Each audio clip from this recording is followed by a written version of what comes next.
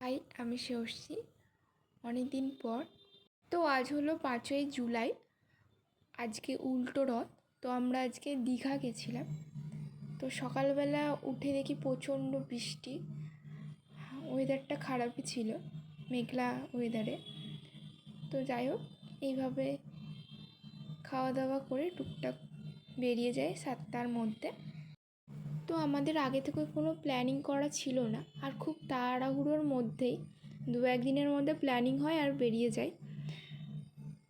মেঘলা এবং ঠান্ডা ওয়েদারে গিয়েছিলাম, খুব একটা খারাপ লাগেনি।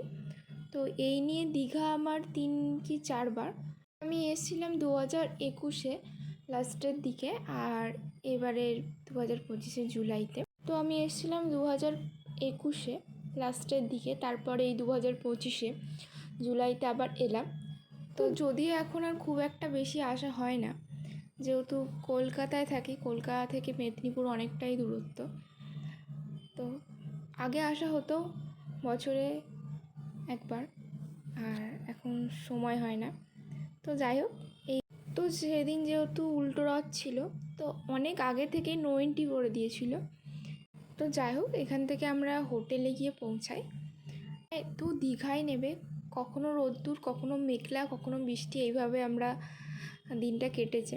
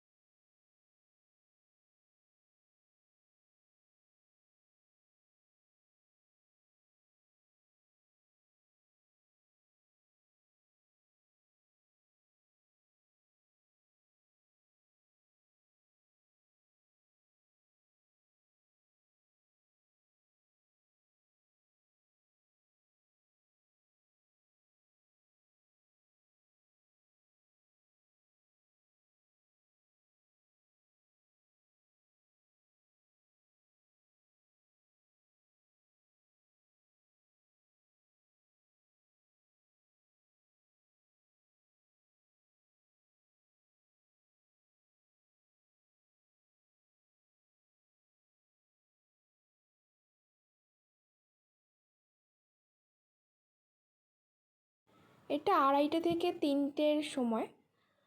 যেহেতু উল্টো রথ ছিল, সেই কারণে বেশি অত ভিড় ছিল না। তো আমরা সমুদ্রে গিয়ে স্নান করে ফ্রেশ হয়ে আমরা প্রায় 5:30-6টার দিকে বেরিয়েছিলাম। তখন অলরেডি রথ চলে গেছে। রাস্তায় টুকটাক লোকজন আছে যাওয়া আসার জন্য। তো আমরা এই মন্দিরের দিকেই যাচ্ছিলাম তখন। চারিদিকে প্রচুর লাইটিং আর খুব সুন্দরভাবে সাজানো ছিল, সত্যি খুব সুন্দর ছিল।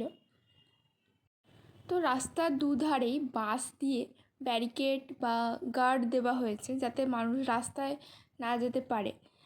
তো এইটা পুরো ওল্ড দীঘা থেকে জগন্নাথ দেবের মন্দির এবং নিউ দীঘা পর্যন্ত এইভাবেই গার্ড দেওয়া ছিল। আমি বললাম না যে রথ টানা হয়ে গেছে। জগন্নাথ দেবকে মাসির বাড়ি থেকে মন্দিরে নিয়ে চলে আসা হয়েছে। তো মন্দিরের সামনেই তখন রথগুলো দাঁড়িয়ে, এবং ঠাকুরকে মন্দিরের ভেতরে নিয়ে যাওয়া হচ্ছে। এই রোডটি পুরোটাই বন্ধ ছিল, তো সামনেই অনেকটা ভিড় ছিল, সেই কারণে আর ঠিক করে ক্যাপচার করা হয়নি। অনেক দূর থেকে নিয়ে এগুলো তোলা, যেহেতু সামনে যেতে পারছিলাম না। মন্দিরে ঢোকার জন্য এত লম্বা লাইন পড়েছিল আর এত পরিমাণে ভিড় হয়েছিল যে আমরা ভেবেছিলাম আর মন্দিরে ঢুকবো না। যাই হোক, তবুও লাইনে দাঁড়িয়ে প্রায় 7টা নাগাদ আমরা মন্দিরে ঢুকি, 7টা 7:30 নাগাদ। তো যে ফুটটা দিয়ে আমরা হাঁটছি তার উল্টো দিকে, মানে ডান সাইডে জগন্নাথ দেবের মন্দির, এবং ওখান থেকে নিয়ে লাইন পড়েছে। সামনে আমি দেখাচ্ছি কত বড় লম্বা লাইন পড়েছিল, যে লাইন অতিক্রম করে আমরা মন্দিরে ঢুকেছিলাম। আর মন্দিরের ভেতরে সত্যি খুব সুন্দরভাবে সাজানো, খুব সুন্দরভাবে লাইটিং করা, যা সত্যি অবাক। পুরোটা তো ক্যাপচার করা যায়নি, অনেক জায়গায় ফোন অ্যালাউ নেই, তো বাইরে যতটা পেরেছি ততটা ক্যাপচার করেছি আমি। মন্দির বন্ধ হয়ে যাওয়ার সময় 8টা, তো আমাদের কাছে যতটা টাইম ছিল আমরা বসে গল্প করে টাইম কাটিয়ে বেরিয়েছি। খুব ভালোই লেগেছে, অনেকেই বসে আছে এখানে। মন্দিরের দুপাশেই সরোবর টাইপের করা ছিল, আর খুব সুন্দরভাবে পদ্ম ফুলগুলো ফুটেছিল, আর মেঘলা ওয়েদার, বৃষ্টি নামবে নামবে এরকম, তো খুব ভালোই লাগছিল জায়গাটা। তারপর আমরা বেরিয়ে পড়ি ওখান থেকে। এই রাস্তা ধরেই আমরা চলে যাই ওল্ড দীঘার দিকে। এরপরে আমরা সমুদ্রের পাড়ে কিছুক্ষণ বসে কেনাকাটি করে, সন্ধেবেলা সমুদ্রের পাড়ে মিষ্টি একটা হাওয়া, যার কোনো তুলনাই করা যায় না। তো বেশ বসে প্রায় 10:30 11টা নাগাদ খেয়ে দিয়ে হোটেলে ফিরে যাই। আর পরের দিন ভোরবেলা তাড়াতাড়ি ওঠার ছিল, সেই কারণে ঘুমিয়ে পড়ি এবং 4টে নাগাদ উঠি।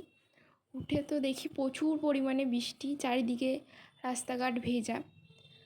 তো এইভাবেই চা খেয়ে মোহনার দিকে যাই। যে হোটেলে ছিলাম তার একদম সামনে থেকেই টোটো স্ট্যান্ড ছিল, তো ওইভাবেই আমরা গেছিলাম। তো বৃষ্টি আবার বন্ধ হয়ে যায়, কিন্তু আমরা যখন মোহনাতে গিয়ে নামবো তখনই আবার বৃষ্টি শুরু। তো এসেছি যখন আর কিছু করার নেই, তো ভিজে ভিজে যেতে মানে ঘুরতে হয় আমাদেরকে। প্রচুর পরিমাণে ঢেউও দিচ্ছিল সকালবেলায়, তো এমনিতে আমরা বৃষ্টিতেও ভিজেছি, তার মধ্যে ঢেউতেও ভিজেছি ফটো তুলতে গিয়ে। তো ওখানে প্রচুর পরিমাণে মাছ ছিল, অনেক ধরনের মাছও ছিল, যা হয়তো আমাদের এইদিকে আসে না, বা আমরা হয়তো চিনি না বা দেখিনি, এরকমও হতে পারে। তো ভোরবেলার দিকে গেলে তো অনেক কিছুই দেখা যায়, যারা মাছ ধরা বা মাছ মার্কেটে নিয়ে যাওয়া। বৃষ্টি ভেজা দিন, মেঘলা ওয়েদার, খুব সুন্দরই কেটেছে দিনটা।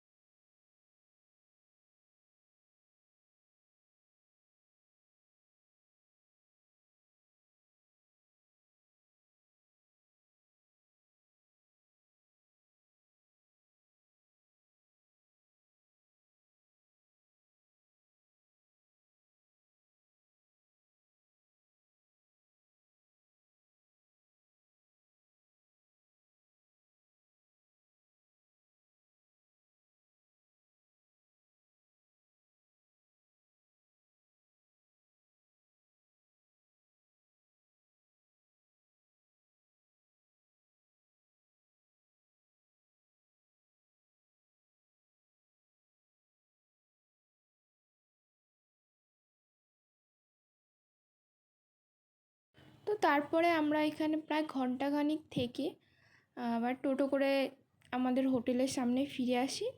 সেখান থেকে আবার বেরোই প্রায় 8টা নাগাদ তালসারির দিকে। আমার তালসারি 3বার যাওয়া, আমি আগেও 2বার তালসারিতে গিয়েছিলাম।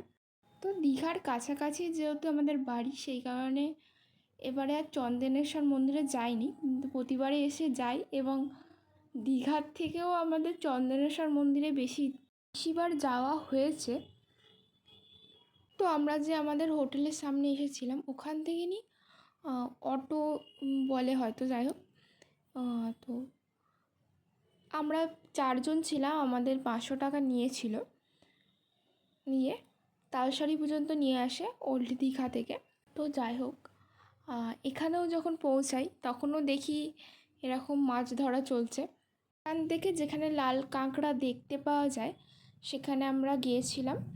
তো এক একজনের 100 টাকা করে নিয়েছিল, নৌকা বলে হয়তো এগুলোকে। তো যেহেতু বৃষ্টির ওয়েদার, সারাদিন ধরে বৃষ্টি হচ্ছে, আগের দিনও বৃষ্টি হয়েছে, তো সেই জন্য কাঁকড়া দেখা যাবে বা সেই আশায় আমরা যাইনি, ওটা আশা করা ঠিক নয়। তো যাই হোক, আমরা গিয়েছিলাম। তারপরে হঠাৎ করে একটা কাঁকড়া হয়তো বেরিয়ে পড়েছিল বা কিছু, তো তো ওখানে সবাই ভিড় করে দাঁড়িয়েছিল, তো আমরাও গেলাম, দেখলাম, ফটো তোলা হলো।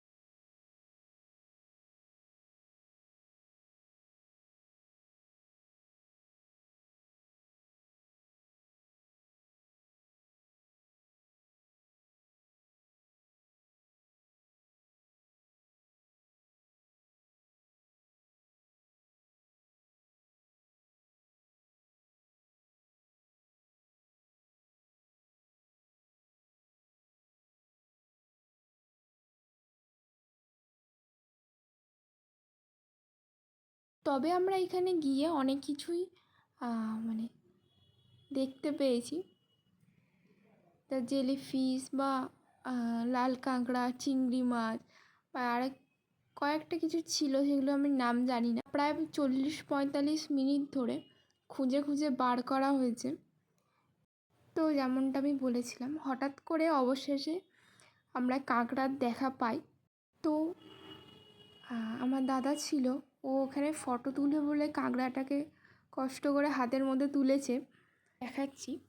ও একটা কাঠি জোগাড় করেছে কাঁকড়াটাকে হাতে নেবে বলে, হোক অনেক কষ্টে হাতে তুলেছে, তুলে একটা ফটো তোলা হবে, সেই জন্য পোস্ট দিচ্ছে ওইখানে। নিয়ে এখানে একটা আমার ফটো তুলে দে। আর হাতে দুটো ফোন ছিল, আমার দুটো নিজেরই ফোন ছিল, ওগুলো শুধু আমাকে ফটো তোলার জন্য নিয়ে যাওয়া হয়েছে। তারপর যেভাবে আমরা গেছিলাম ওইভাবেই আমরা ওই অটোতেই ফিরে আসি। তো এইগুলো নাকি কাজু গাছের বাগান, চারিদিকে এত কাজু গাছ হয়ে আছে। তো এই দেখতে দেখতে আবার ফিরে আসা হোটেলের কাছে।